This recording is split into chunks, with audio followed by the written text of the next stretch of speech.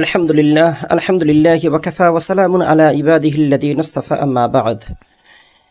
সুপ্রিয় সুন্নাতে নববী টিভির দর্শক মণ্ডলী, প্রিয় ভাই ও বোন, আজকে আমরা চমৎকার একটি বিষয় নিয়ে আলোচনা করব। আর সেই বিষয়টি হচ্ছে যে দুই সময় স্বামী স্ত্রী মেলামেশা করলে, সহবাস করলে আপনি ধনী হয়ে যাবেন, আপনার সংসারের মধ্যে বারাকা আসতে থাকবে ইনশাআল্লাহ। আজকে আমরা খুব শর্টভাবে ওই দুই সময়, কোন সময় স্বামী স্ত্রী মেলামেশা করলে, সহবাস করলে আমার আপনার সংসারে বারাকা এবং রিজিকের মধ্যে বরকত আল্লাহ তাআলা দান করবেন, সেটি আমরা আলোচনা করব ইনশাআল্লাহ। মহান আল্লাহ তাআলা স্বামী স্ত্রীর মেলামেশা, স্বামী স্ত্রী একসাথে থাকা বা সহবাস করা, এটি আল্লাহ তাআলার পক্ষ থেকে অটোমেটিকভাবে এটি আল্লাহ তাআলা সেট করে দিয়েছেন। কেউ যখন বৈবাহিক জীবনে পদার্পণ করবে, কেউ যখন বিবাহ করবে, তাকে স্ত্রী সহবাস করতেই হবে, কারণ একে উভয়ের চাহিদা মিটাতেই হবে, এটি আল্লাহ তাআলার নির্দেশ। পুরুষদের চাহিদা স্ত্রীরা মিটাবে, স্ত্রীদের চাহিদা পুরুষরা মিটাবে, একে উভয়ের মাধ্যমেই মিটাবেন, এটা আল্লাহ তাআলার নির্দেশ। আল্লাহ তাআলা কোরআনের মধ্যে ইরশাদ করেন, অমিন আয়াতিহি আন খালাকালাকুম মিন আনফুসিকুম আজওয়াজাল লিতাসকুনু ইলাইহা ওয়া জাআলা বাইনাকুম মাওয়াদ্দাতাম ওয়া রাহমা। আল্লাহ তাআলা বলেন, আমি একে উভয়কে এই কারণেই তৈরি করেছি যেন স্বামী স্ত্রী স্বামীর কাছে গিয়ে প্রশান্তি লাভ করে, প্রফুল্ল লাভ করে, স্বামী স্ত্রীর কাছে এসে যেন প্রফুল্ল এবং প্রশান্তি লাভ করে। একে উভয়ের রহমত স্বরূপ, দয়া স্বরূপ, করুণা স্বরূপ আল্লাহ তাআলা পাঠিয়েছেন। কাজেই আল্লাহ তাআলার পক্ষ থেকে এটি বড় একটি নিয়ামত। সুবহানাল্লাহ, সুবহানাল্লাহি ওয়া বিহামদিহি। আমরা আমাদের প্রশান্তিগুলো, আমরা আমাদের সারাদিনের ক্লান্তি শ্লান্তি, আমাদের দুর্বলগুলো আমরা আমাদের স্ত্রীর কাছে গিয়ে আমরা এগুলো প্রফুল্লতার সাথে, আমরা আনন্দের সাথে এগুলো আমরা ঝেড়ে ফেলতে পারি, এটি আল্লাহ তাআলার নির্দেশ। এখন আমি আলোচনা করব কোন সময়, কোন দুই সময় স্বামী স্ত্রী মেলামেশা করলে, সহবাস করলে আপনি বরকত দান, আল্লাহ তাআলা আপনার জীবনে বরকত দান করবেন, সংসারে বরকত দান করবেন, আপনাকে ধনী আল্লাহ তাআলা বানিয়ে দেবেন। সুবহানাল্লাহ। তার মধ্যে প্রথম নাম্বার হচ্ছে, আপনি রাতের বেলা খুব তাড়াতাড়ি ঘুমিয়ে পড়বেন, এশারের নামাজ পড়বেন, খাওয়া দাওয়া করবেন, খুব তাড়াতাড়ি ঘুমিয়ে পড়বেন। আপনি তাহাজ্জুদের সময় উঠবেন, তাহাজ্জুদের নামাজ আপনি পড়বেন, দেন আপনি ফজরের সালাত, ফজরের নামাজ আপনি আদায় করবেন। এই ফজরের নামাজ আদায় করার পরে যদি আপনি স্বামী স্ত্রী যদি মেলামেশা বা সহবাস যদি আপনি করতে পারেন, আপনার সংসারের মধ্যে আল্লাহ তাআলা বারাকা দান করবেন। সুবহানাল্লাহ। আপনি খুব দ্রুত, অতি দ্রুত আপনি ধনী হয়ে যাবেন আপনি, যদি এই ফজরের নামাজের পরে যদি আপনি এই কাজটি যদি করতে পারেন। মেডিকেল সায়েন্স বলছে যে সারাদিন সারা রাত যদি আপনি ভালো করে ঘুমান, তাহলে আপনার শরীর ফিটনেস ভালো থাকবে। যখন সকালবেলা উঠে আমরা যে ব্যায়াম করি, আমরা ওয়ার্জিশ করি, মর্নিং ওয়াক করি, এই মর্নিং ওয়াকের সময় যদি আমরা সঠিক সুষ্ঠুভাবে যদি আমরা স্ত্রী মিলন বা সহবাস যদি করতে পারি, এর মাধ্যমে আমাদের এই শারীরিক ব্যায়াম বা ওয়ার্জিশ এটি পুরো হয়ে যাবে।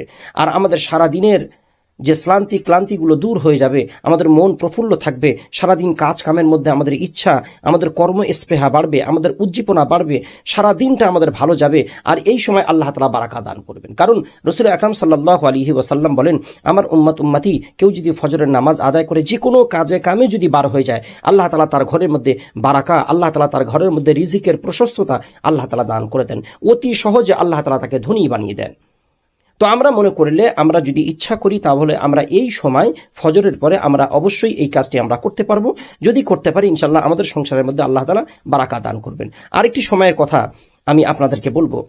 আরেকটি সময়, যে সময় হচ্ছে আমরা পুরুষেরা যখন আমরা খুব চিন্তিত থাকি, খুব পেরেশানের মধ্যে থাকি, খুব টেনশনের মধ্যে থাকি, হতভম্ব হয়ে থাকি, সাংসারিক অশান্তি, সংসারের আপনার দারিদ্রতা, পয়সা নাই, কুড়ি নাই, ছেলে মেয়ের বই খাতা কিনতে পারছি না, তাদের মেডিসিন কিনতে পারছি না, তাদের বেবি ফুড কিনতে পারছি না, তাদের কসমেটিক্স কিনে দিতে পারছি না, নানান সমস্যার সম্মুখীন আমরা যখন হয়ে থাকি, যখন আমরা পেরেশানের মধ্যে যখন পড়ে থাকি, সেই সময় আমরা এই কাজটা একদম করতে যাব না।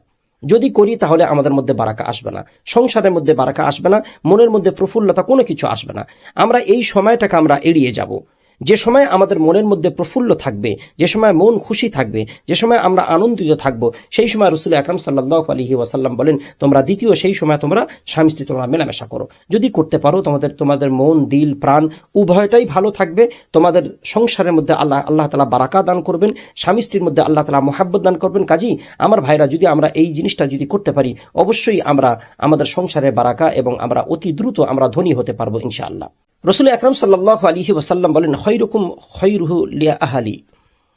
যদি কোনো স্ত্রীর কাছে জিজ্ঞাসা করা হয় তার স্বামী কেমন, স্বামী যদি সার্টিফাই করে, স্বামী যদি, স্ত্রী যদি সত্যায়ন যদি করে যে আমার স্বামী অনেক ভালো, আল্লাহ রাসূল মুহাম্মদ রাসূলুল্লাহ সাল্লাল্লাহু আলাইহি ওয়াসাল্লাম বলেন, ওই স্বামীটাই হচ্ছে সর্বোত্তম স্বামী, ওই স্বামীটাই হচ্ছে জান্নাতি স্বামী। সুবহানাল্লাহ। কাজী আল্লাহ রাসূল সাল্লাল্লাহু আলাইহি ওয়াসাল্লাম বলেন, আমি আমার স্ত্রীর কাছে সব থেকে উত্তম পুরুষ, আমার স্ত্রীটা আমাকে সব থেকে বেশি ভালোবাসে। রাসূলুল্লাহ সাল্লাল্লাহু আলাইহি ওয়াসাল্লাম বলেছেন, যদি তোমার স্ত্রীটা কোনো সময় যদি কোনো অন্যায় করে, যদি কোনো পাপের কাজ করে, যদি তোমার সাথে কোনো বিয়াদবি যদি করে, তাহলে স্ত্রীদেরকে মারতে যেও না।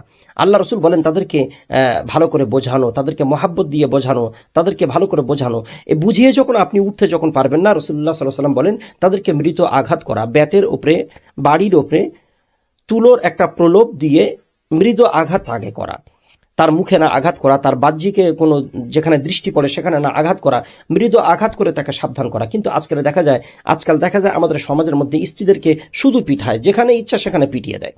কাজী এটি কিন্তু মুসলমানের লক্ষণ নয়, এটি কিন্তু মুসলমানের চিহ্ন নয়। আমরা যদি স্বামী স্ত্রীর মধ্যে, সংসারের মধ্যে যদি বারাকাত যদি পেতে চাই, আমরা যদি ধনী যদি হতে চাই, একে উভয়ের মধ্যে ভালোবাসা প্রেমালাপের মধ্যে আমরা যেন জীবন কাটাতে পারি, আল্লাহ তাআলা সেই তৌফিক দান করুন। আসসালামু আলাইকুম ওয়া রাহমাতুল্লাহি ওয়া বারাকাতুহু।